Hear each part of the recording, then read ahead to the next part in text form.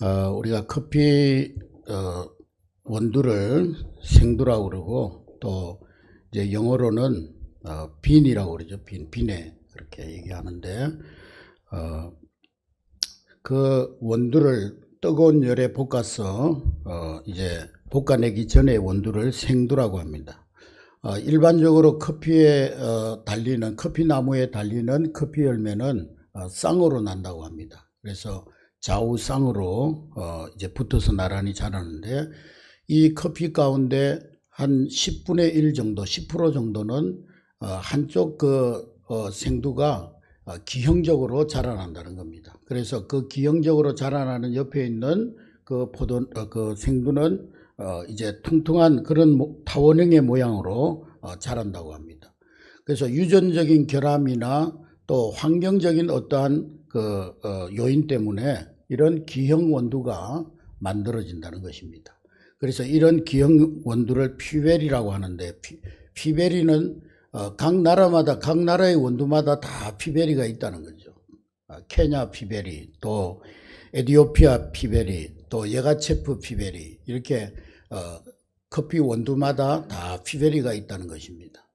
그런데 예전에 그 커피를 수확할 때에는 농부들이 이 피베리는 좀 기형적으로 생겼기 때문에 다 버렸다고 합니다. 그런데 어느 날 한 농부가 버려진 피베리를 볶아가지고 커피를 내렸더니만 이 정상적인 커피에서는 맛볼 수 없는 그런 독특한 향과 맛을 경험했다는 것입니다. 그래서 그 맛이, 그 향이 아주 독특하고 일품이었다는 것입니다.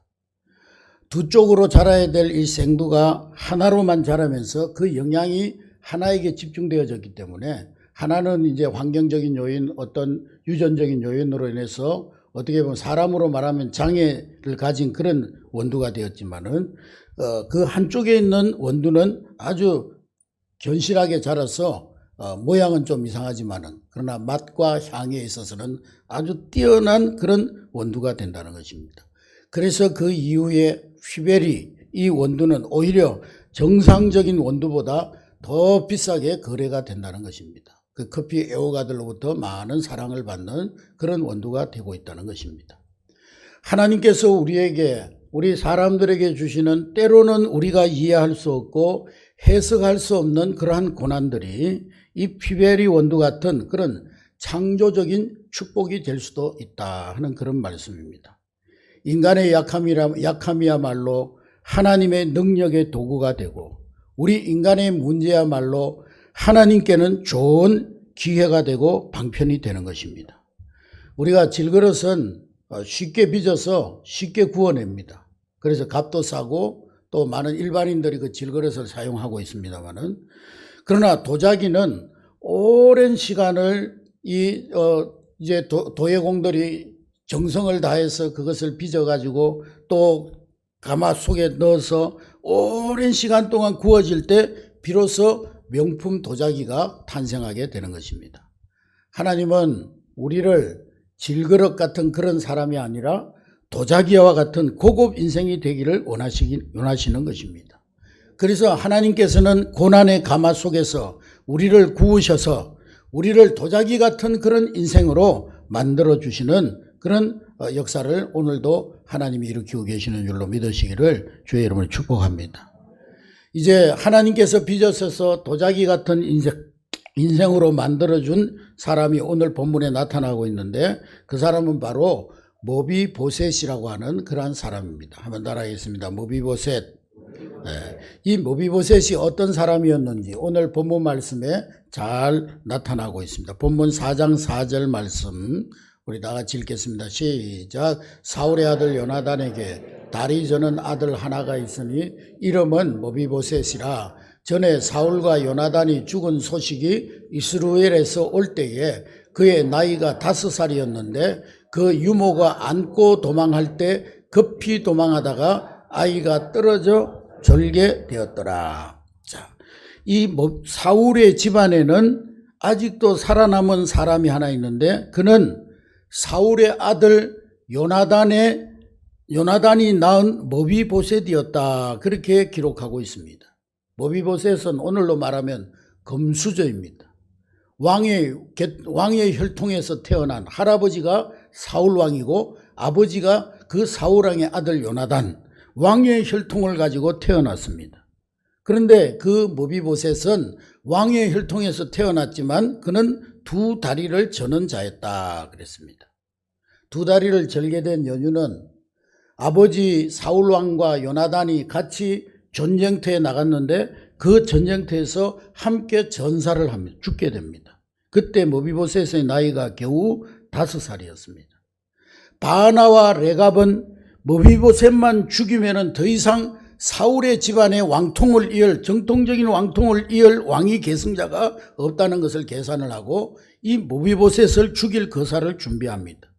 그것을 미리 눈치챈 모비보셋의 유모가 모비보셋을 얻고 도망쳤던지 안고 쳤던지 알 수 없지만은 그만 모비보셋을 데리고 도망가다가 떨어뜨리고 말았어요. 유모는 너무 시급하고 총각을 다투는 그런 위급한 상황이었기 때문에 이 5살 난 모비보셋을 안고 업고 가다가 계단을 내려가다 그랬는지 모르지만은 그러나 넘어졌는지 떨어뜨렸는지 모르지만 어쨌든 모비보셋이 두 다리를 절게 되어졌습니다.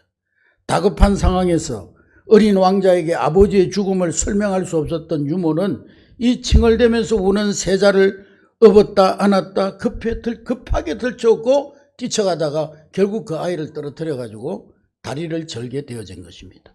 다리에서 피가 철철 나고 그런데도 아이의 상처를 싸맬 시간이 없습니다. 왜냐하면 일단 이 정적들이 오기 전에 궁궐을 벗어나야 되기 때문에 만약에 그 궁궐에 그대로 남아있다가는 블레셋에서 보낸 군사들에 의해서 그 유일한 이 다윗 사울의 혈통인 모비보셋이 죽임을 당할지 모르는 일입니다. 그렇게 해서 이 유모가 모비보셋을 안고 궁궐을 빠져나옵니다.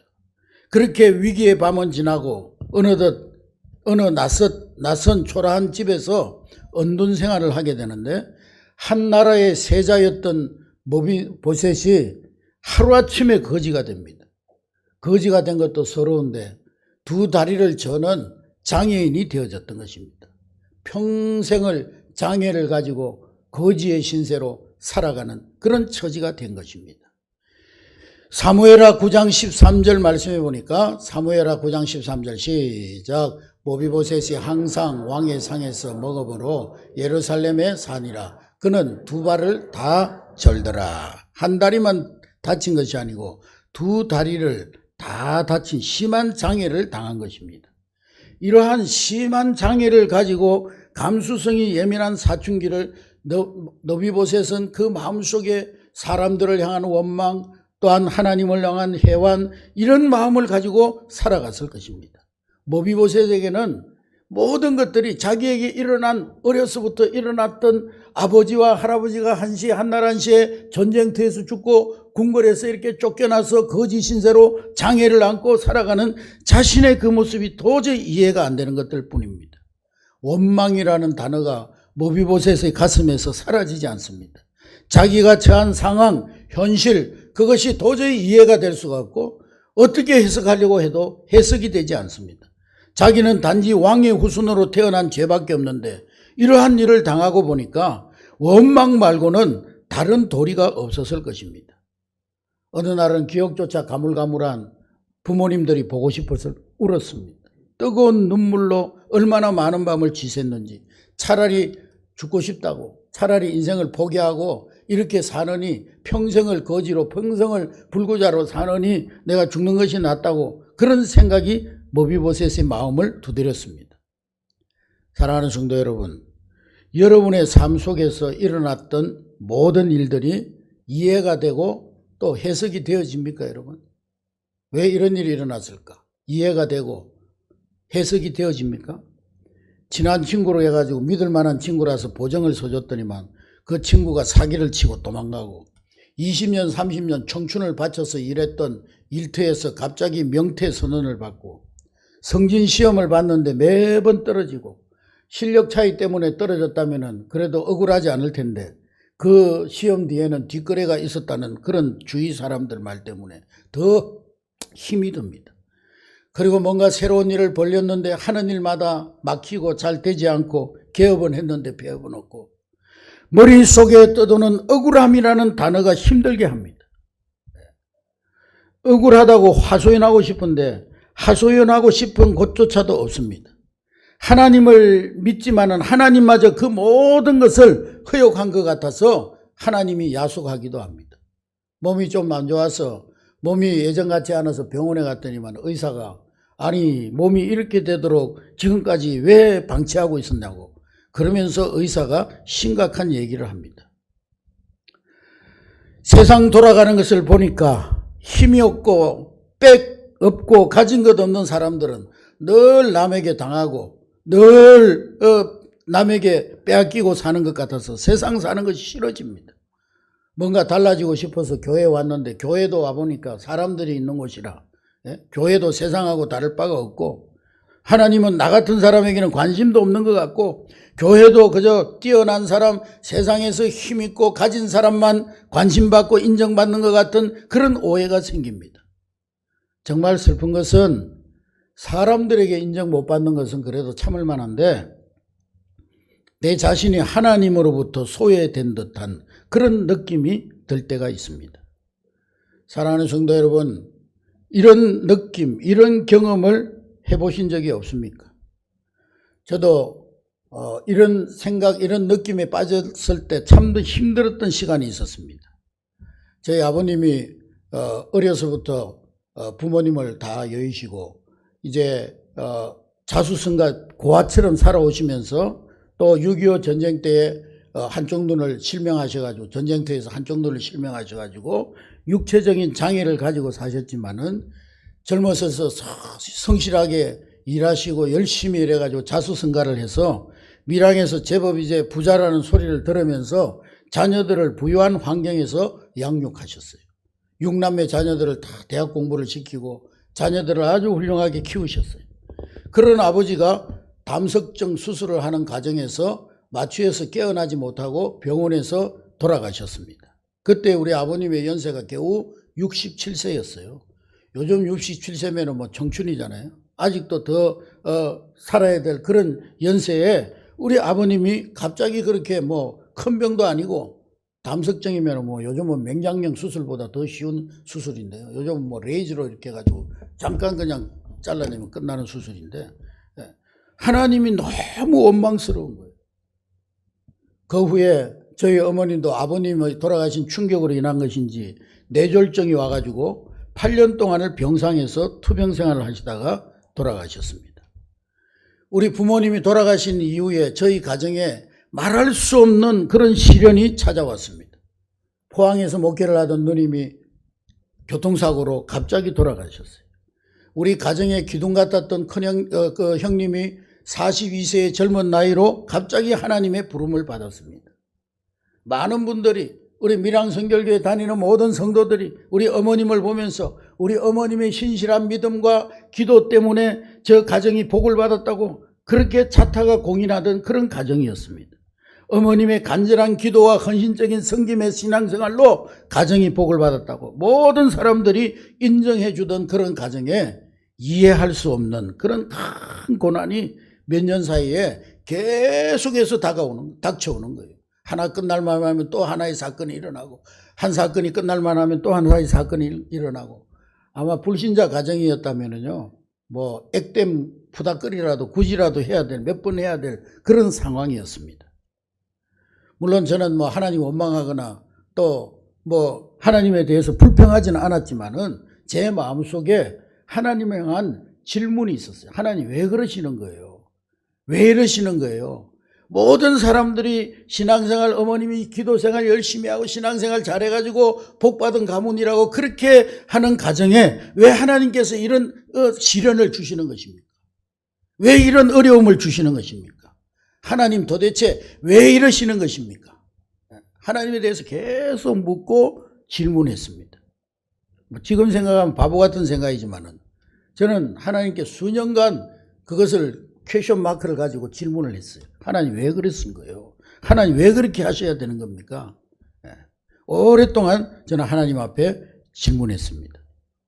오늘 본문 속에 나오는 이 모비보셋이라는 사람, 이 사람이 아마 저와 같은 심정으로 자라지 않았나 그렇게 생각이 됩니다.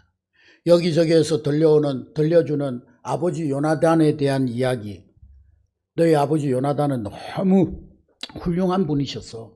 하나님을 진심으로 잘 섬기고 하나님을 진심으로 사랑하시는 분이었어. 인자한 인격을 가지신 그런 분이었어.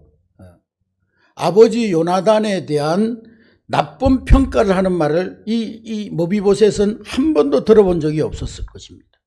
그리고 이 요나단에게 있어서는 정적과도 같은, 많은 국민들이 다윗에게 이 마음을 두고 자기 아버지 사울에 대해서는 천천히라고 그러고 다윗에 대해서는 만만이라고 그러고, 사울이 죽으면은 이 요나단은 자기가 자동적으로 왕이 되는 그런 위치에 있었지만은, 그러나 국민들의 여론이나 하나님의 뜻은 다윗에게 있는 것을 알고 이 정적과도 같은 다윗을 친형제처럼 아낀 훌륭한 인품을 가진 사람이 바로 그 모비보셋의 아버지 요나단이었습니다. 그렇게 인격적으로나 신앙적으로나 험이 없는 아버지 요나단으로 말미암아 지금 자기에게 주어진 것이 뭡니까? 불구자가 되고 거지가 되고 숨어서 사는, 그저 목숨만 붙여 사는 그런 신세밖에 더 되었습니까? 하나님을 너무나 사랑했던 아버지 요나단을 기억한다면 어찌 하나님께서 그 요나단의 아들에게 이렇게 할 수가 있느냐? 결코 마음이 편하지가 않습니다. 세상 돌아가는 모든 것이 정말 하나님 살아계신다면 이럴 수가 있느냐? 그런 생각이 들 수밖에 없었을 것입니다. 하나님 살아계신다고 한들 지금 불합리한 자기의 현실에 대해서 하나님이 침묵만 하고 계신 것이 아닌가? 도대체 하나님은 나의 이 불합리한 현실에 대해서 관심을 가지고 계시기나 한 건가? 침묵만 하고 계신 것이 아닌가? 그렇게 생각이 되어졌을 것입니다. 여러분, 과연 하나님은 이러한 모비보셋에 대하여, 그의 현실에 대하여, 그리고 오늘 나의 삶 속에 펼쳐지는 불합리한 일들에 대하여 하나님은 과연 침묵만 하고 계시는 그런 하나님이실까요? 9장 6절의 말씀해 보니까, 사무엘하 9장 6절 우리 다 같이 읽습니다. 시작. 사울의 손자 요나단의 아들 모비보셋이 다윗에게 나와 그 앞에 엎드려 절하매 다윗이 이르되 모비보셋이여 하니 그가 이르기를 보소서 당신의 종이니이다. 오늘 모비보셋이 다윗에게 자기를 고백하기를 나는 죽은 개와 같습니다. 그렇게 고백하고 8절 말씀, 8절 다 같이 읽습니다. 시작. 그가 절하여 이르되 이 종이 무엇이기에 왕께서 죽은 개 같은 나를 돌아보시나이까. 죽은 개만도 못합니다. 다윗에게 저는 개만도 못합니다 해도 정말 하찮은 존재라는 것을 충분히 설명할 수 있는 것인데, 산 개도 아니고 죽은 개라고. 죽은 개. 다윗 왕이여, 나는 당신 앞에 죽은 개만도 못한 존재입니다. 자기를 비하시키고 있습니다. 근데 사실 우리 모두가 하나님 앞에 볼 때 아담과 하와의 죄로 말미암아 죽은 개와 같은 그런 존재가 아니었습니까? 채워도 채워지지 않는 그런 존재, 늘 공허감에 헐떡이면서 영원한 지옥불로 떨어질 수밖에 없는 존재, 죽은 개가 아니었습니다. 여러분, 죽은 개는 어떻습니까? 개가 죽으면 어떻게 해요? 요즘은 등록해가지고 사망신고도 해야 된다고 그랬습니다만, 예전엔 개가 죽으면은요, 집에서 죽으면 묻어야 주지만은, 저 바깥에서 덜해서 산에서 죽으면은요, 까마귀나 독수리들 달려와가지고 뜯어먹고 파먹고, 그 시체 위에 구더기가 끼고, 그러다가 비참한 몰골이 남아가지고 흔적도 없이 사라지는 것이 죽은 개입니다. 성경에는 구더기가 있는 곳, 유황불이 있는 곳, 그곳이 바로 지옥이라고 말하고 있습니다. 그렇습니다. 우리는 죄로 인하여서 지옥으로 갈 수밖에 없었던 그런 죽은 개 같은 존재였어요. 그러나 하나님은 그런 죽은 개 같은 우리를 버리지 아니하시고 예수 그리스도를 통해서 죽은 개 같은 존재를 고귀한 하나님의 형상으로 회복시켜 주신 줄로 믿습니다. 그리고 우리의 영혼을 소생시켜 주셨습니다. 할렐루야. 그러므로 우리는 구원받았다는 이 사실 하나만으로도 우리는 그 세상 무엇과도 바꿀 수 없는 놀라운 은혜와 축복을 받은 것입니다. 그런데 하나님은 죽은 개로 살아가는 모비보셋을 버린 것이 결코 아니었습니다. 죽은 개, 바로 지옥 같은 세월을 보내면서 숨어서 사는 이 모비보셋을 하나님은 결코 그를 향하여 침묵하시거나 이 모비보셋을 버려두신 것이 아니었다는 거예요. 하나님은 죄는 반드시 벌하시는 공의로우신 하나님이십니다. 따라하겠습니다. 하나님은 죄를 벌하시는 공의로우신 하나님이시다. 네. 모비보셋의 할아버지 사울왕은 하나님께로부터 버림받은 왕이었어요. 사울왕이 왜 버림받았습니까? 하나님이 먼저 그를 버렸어요. 사울왕이 하나님을 버렸기 때문에 하나님께서 사울을 버리셨다고 말씀하고 있습니다. 사무엘상 15장 23절의 말씀에 보면은 사무엘상 15장 23 시작. 이는 거역하는 것은 점치는 죄와 같고 왕과 것은 사신 우상에게 절하는 죄와 같음이라. 왕이 여호와의 말씀을 버렸으므로 여호와께서도 왕을 버려 왕이 되지 못하게 하셨나이다 하니, 사울왕이 사무엘 선지자를 통해서 명령하신 하나님의 명령을 버렸기 때문에 하나님께서 그 사울왕을 버려 왕이 되지 못하게 했다는 것입니다. 그리고 사무엘상 13장 13절 말씀해 보니까 사무엘상 13장 13절 시작. 사무엘이 사울에게 이르되 왕이 망령 때 행하였도다. 왕이 왕의 하나님 여호와께서 왕에게 내리신 명령을 지키지 아니하였도다. 그리하였더라면 여호와께서 이스라엘 위에 왕의 나라를 영원히 세웠을 것이다. 왕의 하나님 여호와께서 왕에게 내리신 명령을 지키지 아니하였도다. 지금은 왕의 나라가 길지 못할 것이다. 하나님의 말씀을 버리고 하나님께 회개할 기회마저 버리고 끝내 하나님께로 돌아오지 아니한 이 사울왕, 하나님도 버리셨다는 거예요. 그래서 사울왕의 후손들이 결코 왕이 될 수 없다고 선포했습니다. 우리 하나님 말씀대로 하나님이 말씀하신 그대로 이루어진 것을 성경을 통해서 알 수가 있어요. 블레셋과의 전쟁에서 사울과 요나단이 그 전쟁터에서 한날한시에 다 전사합니다. 그리고 아비나답과 말기수아가 길보아에서 전사합니다. 그리고 전사하지 않고 살아남았던 사울의 넷째 아들 이스보셋도 살해를 당합니다. 이제 유일하게 남은 혈통, 그것은 바로 모비보셋이었어요. 사울의 혈통 가운데 유일하게 남은 사람은 모비보셋입니다.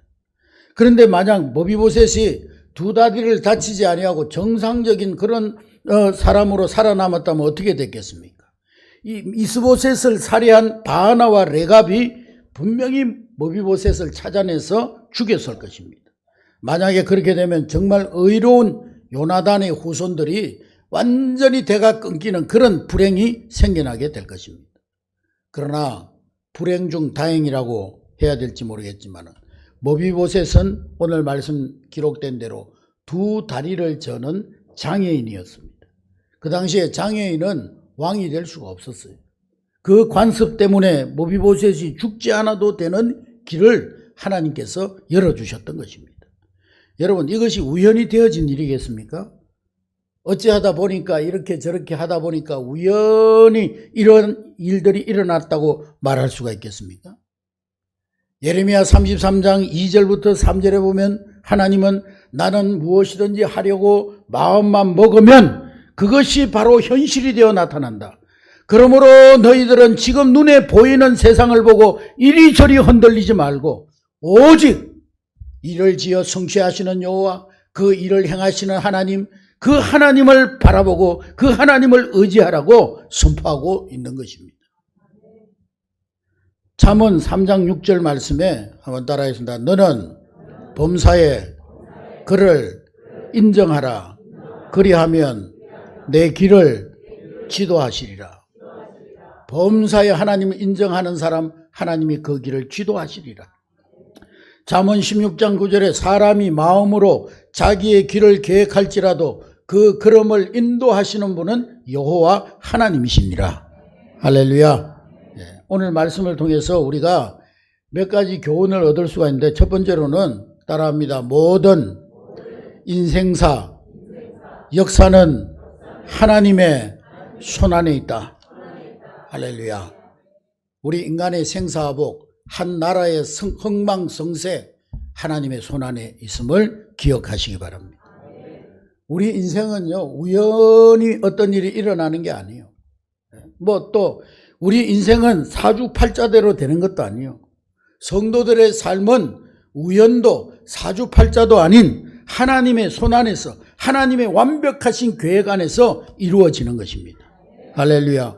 하나님 여러분 한 사람 한 사람을 향한 완벽한 계획을 가지고 계시는 거예요. 하나님 실수로 여러분들 이 땅에 태어나게 하신 게 아니에요. 하나님은 완벽한 계획을 가지고 여러분들 이 세상에 오게 하신 거예요. 그러므로 하나님은 여러분 한 사람을 한 사람을 향한 완벽하신 계획을 가지고 계시고 지금도 그 계획을 이루어가고 계시는 것입니다. 할렐루야. 그러므로 우리가 순간적으로 이해가 되지 않고 해석이 되지 않기 때문에 하나님이 내 삶에 관심이 없나 보다, 하나님 침묵하고 계신가 보다, 그렇게 생각해서는 안 되는 거예요. 지금 어두운 터널을 지나고 있다고 그 어두운 터널이 계속 될 것이라고 생각하지 마시기 바랍니다. 반드시 터널의 끝은 있는 거예요. 그 터널은 지나가게 되는 것입니다. 만약에 지금 어두운 터널을 지나고 계신다면 겸손히 하나님을 바라보고 믿음으로 꿋꿋이 걸어가는 여러분 될 수 있기를 주의 이름으로 축복합니다. 때로는 하나님께서 내 삶에 침묵하는 것처럼 보일지도 모릅니다. 그러나 하나님은 우리 때문에 주무시는 것도 조는 것도 포기하시고 여러분 한 분 한 분의 모든 걸음을 인도하고 계심을 믿으시기를 주의 이름으로 축복합니다. 이사야서 55장 9절 말씀해 보니까 이사야서 55장 9절 다 같이 읽습니다. 시작. 이는 하늘이 땅보다 높은 같이 내 길은 너희 길보다 높으며 내 생각은 너희 생각보다 높으니라. 할렐루야. 오늘 내 삶에 일어난 일이 내가 이해할 수 없다고, 내 생각으로 해석이 안 된다고, 하나님 왜 나에게 관심이 없습니까? 하나님 왜 이러십니까? 그렇게 하지 말라는 거예요. 우리의 생각보다 하나님 더 높으시다는 거예요. 하나님의 계획은 우리가 계획하는 것보다 더 놀라운 계획을 가지고 오늘 우리의 삶을 이루어가고 계시는 줄로 믿으시기 바랍니다. 여러분들이 이 한례교회 가족이 된 것도 우연이 아니고 하나님의 분명한 계획 속에 인도된 거예요. 한례교회에 있게 하신 분은 하나님이심을 인정하시기 바랍니다. 하나님께서 여러분 한 사람 한 사람을 통해서 일하실 것을 기대하시기를 주의 이름으로 축복합니다. 여러분 모비보셋은 죽은 개와 같은 인생으로 끝나지 않았습니다. 그 인생이 자기가 말한 대로 죽은 개 같은 인생으로 막을 내리지 않았어요. 하나님은 공의로우신 하나님이시기 때문에 모비보셋의 할아버지 사울왕의 죄를 심판하셨지만 그러나 하나님은 공의로우신 하나님이시면서 또한 사랑의 하나님이십니다. 따라하겠습니다. 하나님은 사랑이시라.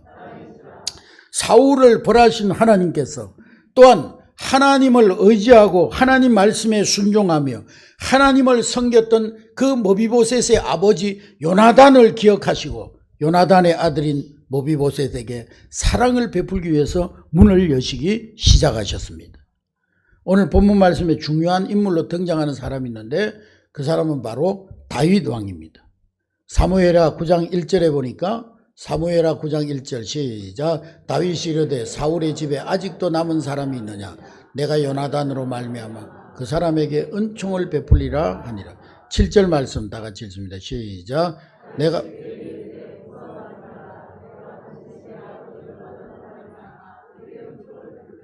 내가 내 할아버지 사울의 모든 밭을 다 내게 돌어주겠고 또 너는 항상 내 상에서 떡을 먹을지니라.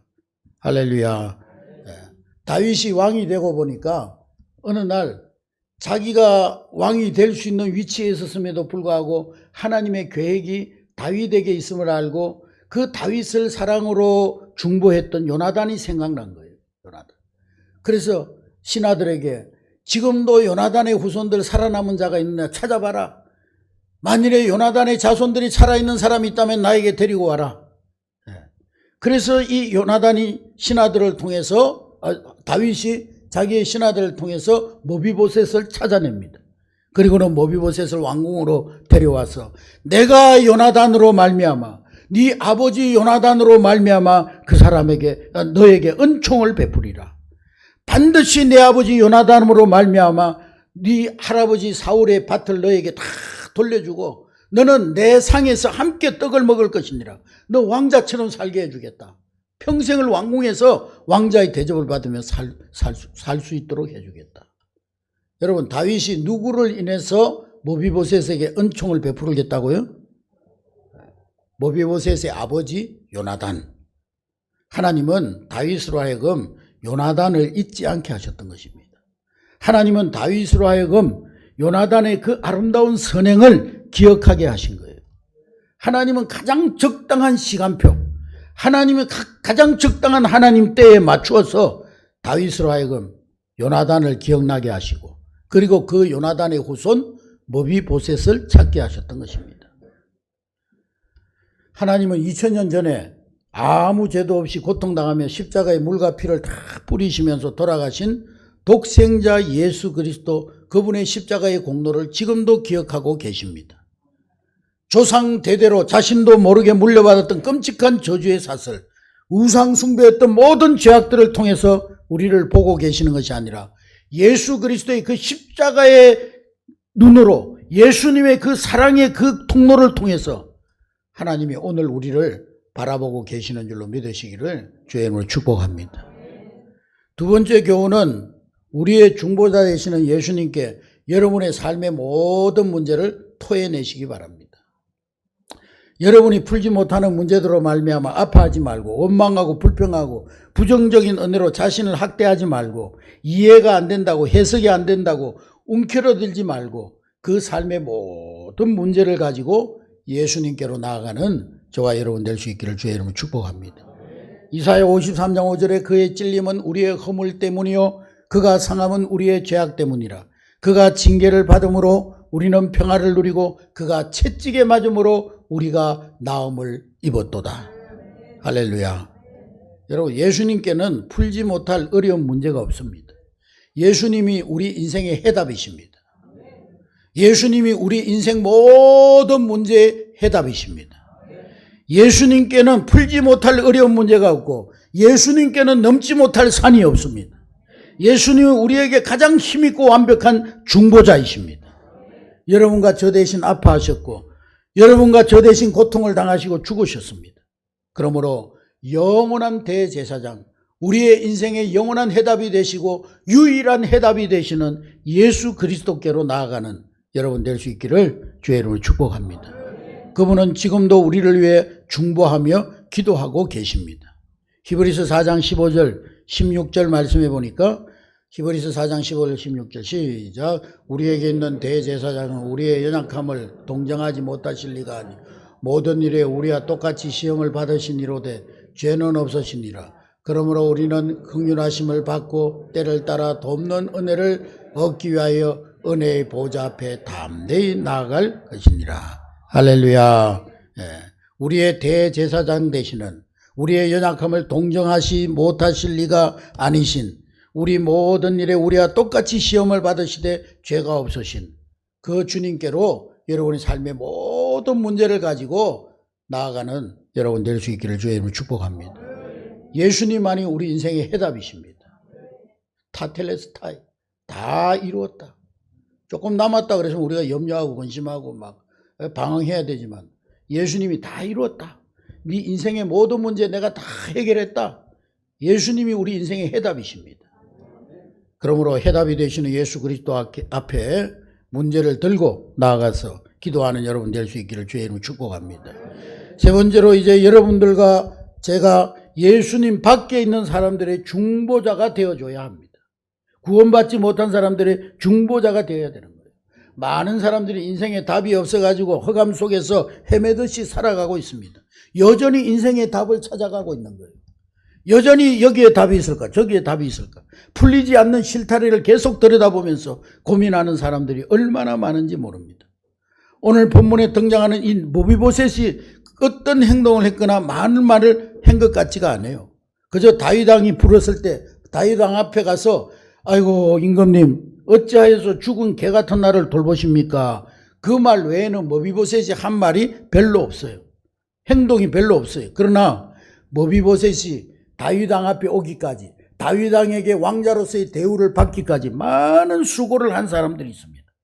먼저 이 요나단의 후손 가운데 남은 자를 찾아 나선 다윗의 신하들이 있었습니다. 그리고 사울의 집안에 유일하게 생존했던 시바라고 하는 종이 있었습니다. 또한 무시하지 아니하고 머비보셋을 숨겨주고 데리고 사라졌던 로드발 암멜 아들 미갈이라는 사람이 있었습니다. 이 머비보셋이라는 한 사람을 위해서 주변에 많은 사람들이 중보하고 수고하고 양육했던 것을 보게 됩니다. 여러분, 한 사람이 교회에 나오기까지 많은 사람들의 기도와 수고가 있었음을 우리는 두말할 것도 없이 공감하고 알고 있습니다. 우리 한례교회 모든 성도들이 하나가 되어져서 같은 말, 같은 마음, 같은 뜻으로 하나 되어져서 우리 주변의 절망과 고통과 죽음이라는 시련의 터널 앞에서 인생에 답이 없어 물음표를 퀘션 마크를 던지면서 자신의 삶의 여정을 헤매는 사람들에게 길을 안내하는 중보자 역할을 감당해야 될 줄로 믿습니다. 많은 사람들이 지금 인생의 해답을 얻지 못하고 방황하고 있어요. 그러한 사람들 주께로 돌아오는 다니엘서 12장 3절 말씀해 보니까 많은 사람들을 옳은 대로 인생의 해답이 되시는 예수 그리스도께로 돌아오게 한 자는 별과 같이 영원토록 빛나리라. 할렐루야. 한번 따라하겠습니다. 인생의 방황은 예수님 만나면 끝나고, 신앙의 방황은 한례교회 오면 끝난다. 할렐루야. 여러분들이 아직도 예수 그리스도를 만나지 못해, 인생의 해답이신 예수님 만나지 못해서 방황하는 자들의 중보자가 되어질 수 있는 여러분 될 수 있기를 주의 이름으로 축복합니다. 마지막으로 우리가 가슴에 새겨야 될 교훈은 예수 안에 이미 들어온 우리 성도들의 서로를 향한 중보자가 되어야 된다는 거예요. 오늘 본문 말씀에 우리는 머비보셋의 완전한 회복의 장면을 볼 수가 있는데 7절 말씀해 보니까 사울왕에게 속해 있던 농과 밭 재산을 머비보셋에게 다 다윗이 돌려줍니다. 9절에 보니까 사울의 시종이었던 시바에게 속한 모든 사람들을 머비보셋의 종으로 또 머비보셋에게 줍니다. 11절 말씀해 보니까 머비보셋을 다윗과 함께, 왕인 다윗과 함께 밥상에서 같이 밥상을 받으며 왕자 중 하나처럼 왕궁에서 살게 해주셨어요. 머비보셋의 모든 신분을 회복시켜주고 모든 소유를 다 회복시켜줬어요. 그리고 12절에 보면은 머비보셋의 아들도, 그 머비보셋의 아들 미가도 그 길이 형통함으로 축복의 길이 활짝 열렸어요. 머비보셋 자신뿐만 아니라 머비보셋의 자녀에게까지 축복의 길이 열려졌어요. 할렐루야. 이러한 모든 축복의 근원을 제공했던 사람은 바로 머비보셋의 아버지 요나단의 중보 때문이었습니다. 요나단은요, 원래 사울왕이 죽으면 왕이 될 그 왕자였어요.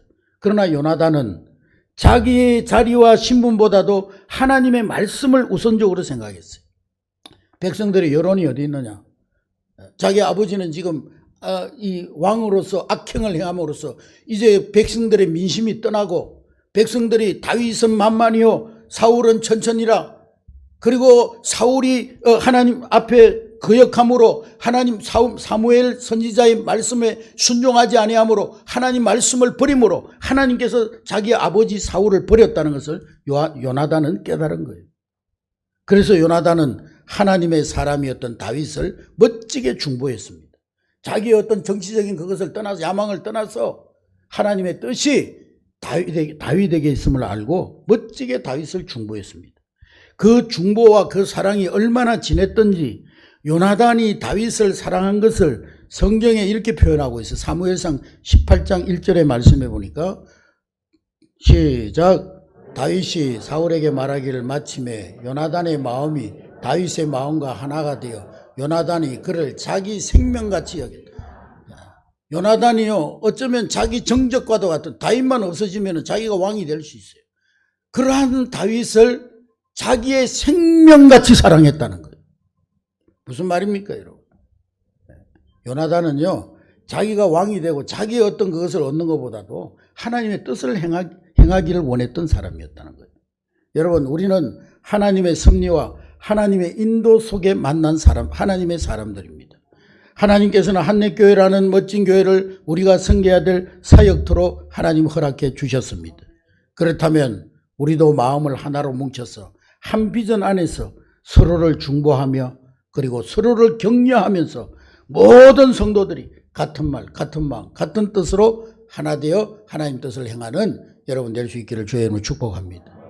요나단은요, 자기가 얻을 왕의 자리보다도 하나님의 뜻이 더 중요했어요. 자기가 왕이 되지 못한다 할지라도 그러나 하나님의 뜻이 다윗에게 있다면 내가 다윗의 중보자가 되겠다. 그러면서 다윗을 세워준 거예요. 여러분, 중보의 첫 번째 시작은 마음을 하나로 모으는 거예요.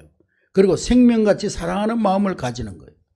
우리 한례교회 안에서 서로가 서로를 향하여서 이러한 아름다운 중보의 꽃이 피어질 수 있기를 주의 이름으로 축복합니다.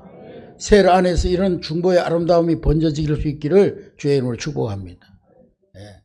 우리 한국 사람들이 고쳐야 될 것 가운데 하나가 뭐냐? 그냥 세워놓고는요, 자꾸 흔들어요. 예? 지도자로 세워놓고, 예? 어떤 기관이나 단체나 지도자로 세워놓고는요, 자꾸 흔들어요. 흔들어가지고요, 어떻게 일을 제대로 못하게 자꾸 흔들어가지고 죽일 놈, 나쁜 놈 만들어가지고 죽여버려요. 예.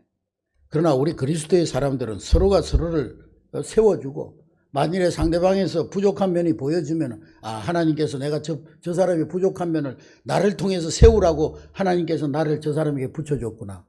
돈돈 배필로서 그를 위해서 중보하여서 함께 세워져가는 우리 아름다운 한내 공동체가 될 수 있기를 주의 이름으로 축복합니다. 할렐루야. 사랑하는 성도 여러분, 여전히 여러분 삶에 해석이 안 되는 부분들이 있습니까? 아직도 고민하는 부분들이 있습니까? 하나님을 향하여 아직도 퀘션 마크, 아직도 답을 모르고 있는 일들이 있습니까? 그러나 결론은 이미 내려졌어요.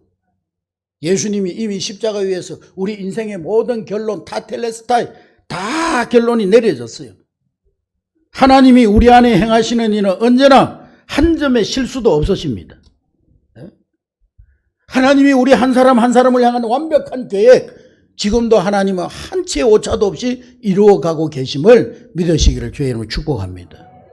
우리가 완전하신 하나님을 온전히 신뢰하지 못하기 때문에 순간순간 일어나는 조그마한 사건 때문에 하나님 왜 이래요? 하나님 왜 그렇게 하셨어요? 하나님 어떻게 그럴 수가 있는 거예요? 왜 그러셨어요? 그렇게 질문하지만 그러나 하나님은 지금도 하나님의 완벽한 여러분들을 향한 한 사람 한 사람을 향한 마스터 플랜, 그 완벽하신 계획을 여러분들을 통해서 이루어가고 계시고 일하고 계심을 믿으시기를 주의 이름으로 축복합니다. 그러므로 반드시 기억하시기 바랍니다. 여러분의 모든 삶이 하나님의 손안에 있음을 기억하시기를 주의 이름으로 축복합니다. 우리의 죽고 사는 것, 우리의 생사복 다 하나님의 손에 있습니다. 이 나라의 역사, 정치인 한두 사람에 의해서 이 나라의 역사가 움직이는 게 아니에요. 이 나라의 모든 흥망성쇠는 하나님의 손에 있습니다. 하나님이 일하고 계시는 거예요. 우리의 중보자 되시는 예수님께, 성령님께 여러분 모든 문제를 토해내시기 바랍니다.